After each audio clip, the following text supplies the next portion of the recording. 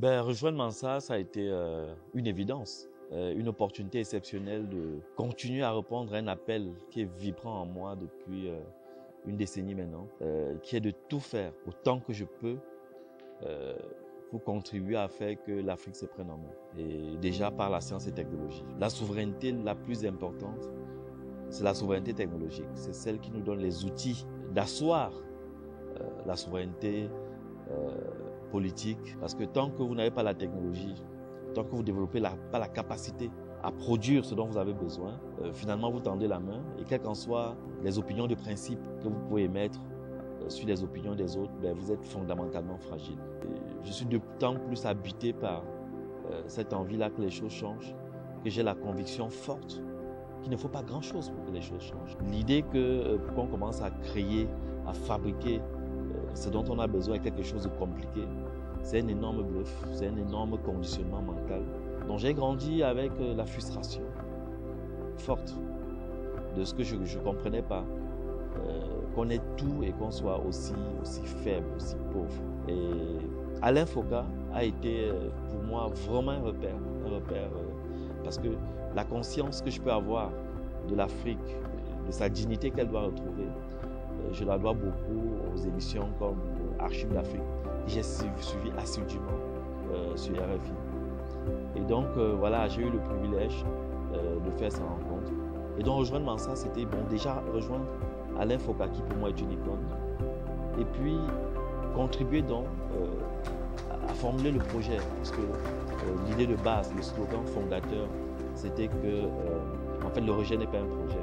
Il faut donc un projet africain fort qui change la trajectoire de l'Afrique et qui l'amène vers la prospérité qu'elle mérite. Et dès les premiers contacts avec les autres cofondateurs de Mansa, j'ai eu le sentiment d'être dans une famille, de retrouver d'autres Africains d'horizons très différents, mais qui étaient habités par la même conviction, avec la même profondeur d'analyse. Il y a très peu de plateformes vraiment agissantes, des plateformes qui permettent de co-construire ensemble quelque chose de puissant, quelque chose de structurant pour l'Afrique. Mansa, c'est donc une opportunité. Ça arrive à un moment donné où il y a une fenêtre de tir exceptionnelle pour l'Afrique. Il y a des mutations géopolitiques que nous observons. Mais surtout, et on le dit peu, il y a un virage technologique. Et donc, Mansa, de ce point de vue, est un outil extraordinaire que j'ai pris plaisir à rejoindre. Alors, mes premiers pas avec Mansa sont, je dirais, prodigieux. J'ai eu notamment l'opportunité, au lancement de Mansa, de présenter la commission sciences et technologies.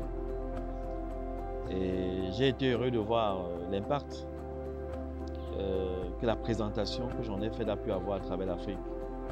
C'est une vidéo qui a été aussi virale que celle que j'ai pu faire au début du Covid, où alors que tout le monde s'alarmait sur ce qui allait s'abattre sur l'Afrique, j'avais fait une vidéo pour dire aux Africains que nous allons relever le défi, parce que j'y croyais, qu'il n'allait rien se passer de tragique pour l'Afrique. Mon aventure avec Mansa, c'est des réunions très ouvertes, très chaleureuses avec les autres cofondateurs. Déjà avant le lancement, on s'est réunis plusieurs fois pour structurer le mouvement. Et à chaque fois, c'était très convivial, très profond. Et voilà, donc de très bons moments. On a eu beaucoup de sorties depuis là. On a été notamment à Conakry. On a eu de bons échanges à l'université sur justement la place de l'université dans le renouveau africain que nous appelons de nos voeux.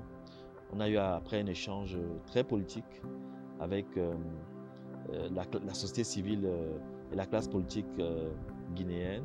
On a été au Mali, on a eu un échange très approfondi sur les questions de santé à l'Amphi, et puis un débat très intéressant aussi en soirée sur la question du franc CFA, la question des mines. À côté des sorties, il y a le travail de fond, le travail de construction du projet africain qui va nous mettre sur orbite.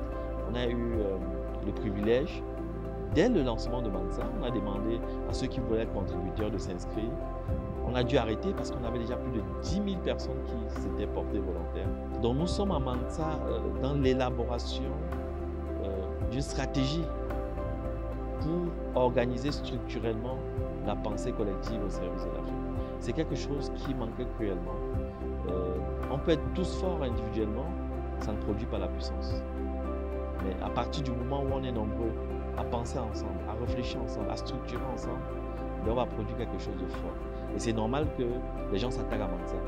Parce que ceux qui ont exploité l'Afrique pendant longtemps, ceux qui nous ont pillés pendant longtemps, ceux qui entretiennent le bluff, qui nous fait croire qu'on ne peut rien faire, je crois, sont très mal à l'aise de voir une dynamique comme Mansa évoluer. Ils essayent de créer la diversion, ils essayent de jeter l'anathème sur soit les membres de Mansa, soit de Mansa en tant que structure, à travers des manipulations odieuses, mais qui ne passeront pas. L'Afrique est debout, les Africains ont pris conscience et un mouvement comme Mansa est une déferlante que rien ne peut arrêter. Quand on va réfléchir sur les conditions de faire émerger une médecine qui s'appuie sur le patrimoine naturel de l'Afrique, développé par les Africains, avec l'essentiel des intrants médicaux développés par les Africains, vous imaginez bien que les firmes qui s'enrichissent sur le dos des Africains aujourd'hui ne vont pas voir ça d'un bon oeil. On va avoir certainement une discussion et des travaux très féconds sur la question des matériaux, sur les infrastructures. Comment est-ce qu'on doit faire nos routes, comment est-ce qu'on doit faire nos maisons avec des matériaux qui sont les nôtres, dont on a la maîtrise, pour pouvoir faire nos infrastructures par nous-mêmes à moindre coût. Ça ne va pas faire plaisir à ceux pour qui l'agenda de demain dépend des infrastructures qui pensent venir faire en Afrique. Les questions de souveraineté numérique, quand on va structurer la réponse de l'Afrique, ça va faire plaisir aux gens et ils vont nous attaquer. Mais ils trouveront des Africains engagés pour ceux qui pensent qu'ils peuvent nous intimider. Il y a une jeunesse africaine qui a décidé de ne pas louper le coche de la révolution numérique, de la révolution qui interpelle et qui oblige les Africains à arracher leur souveraineté, à avoir leur propre monnaie, à produire ce dont ils ont besoin, à reconfigurer le monde à partir de leur civilisation. À Mansa, on autorise la création des clubs Mansa. C'est une demande forte qui vient de la base. Dans toutes nos interventions publiques, les gens demandent la possibilité pour eux de faire des clubs Mansa. Et donc c'est ouvert et je sais que les clubs Mansa vont se créer partout en Afrique. Et donc on aura une réflexion structurée. Mansa va devenir une déferlante qui va vraiment animer l'Afrique de réflexion, de projets et aussi d'une envie concertée de tourner la page d'une Afrique misérabiliste. Alain Foka, c'est une icône. C'est un aîné qui s'est investi profondément dans la construction d'un imaginaire africain fier, d'un imaginaire africain qui peut aspirer à sa souveraineté. C'est des gens qui ont travaillé à... On a grandi avec Archives d'Afrique. On a grandi à écouter à travers Alain Foka un narratif différent de ce qui pouvait polluer nos esprits. Un narratif qui nous montrait comment étaient les pères de l'indépendance, ce qu'ils avaient subi en réalité. Un narratif qui nous a donné cette fierté-là, cette dimension africaine de se constater que d'un pays à l'autre, en fait, c'est le même schéma. Il a donné un autre visage, un visage concret à ce qu'était la colonisation et la néocolonisation. Et donc, ça nous a forgé. Donc, j'ai été heureux dans ma vie de rencontrer physiquement Alain Foka.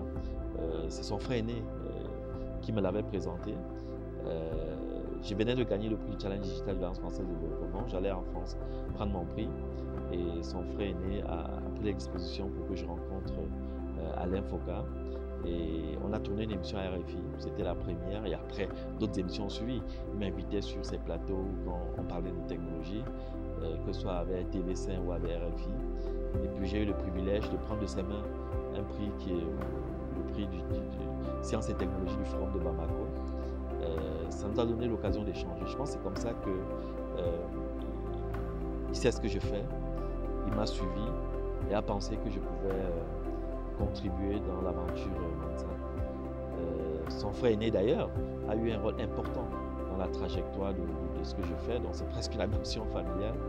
Parce que son frère aîné, quand je gagne le prix de l'innovation au Cameroun en 2018, précisément à la couveuse de Nadal, j'ai besoin d'expérimenter cette couveuse dans une clinique.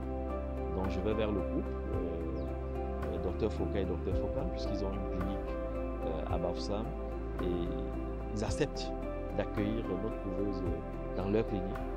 Et c'est avec eux qu'on fait les premiers essais. Ils adorent le projet. À l'époque, le docteur Foucault est maire de la commune de Bafoussam Premier. Il me donne l'opportunité aussi de faire du coaching pour les jeunes entrepreneurs. Et donc, c'est créé un lien très fort qui va l'amener à penser que je ne devrais pas rester à Tchang, dans ma maison, à faire des choses qui ont une portée importante. Donc, il me donne l'opportunité de m'installer à Bafoussam. Grâce au docteur Foucault, j'ai pu domicilier mon initiative à Bafoussam, où je n'ai pas eu à payer le loyer, où ils m'ont beaucoup aidé, même pour acheter le matériel. Donc c'est un couple qui m'a adopté et qui a beaucoup contribué à ce que ce projet se développe. Après, donc, ils m'ont présenté à Alain Foucault, avec qui je chemine jusqu'aujourd'hui, et qui est un très bon conseil et qui m'a beaucoup aidé en termes de visibilité et de relations.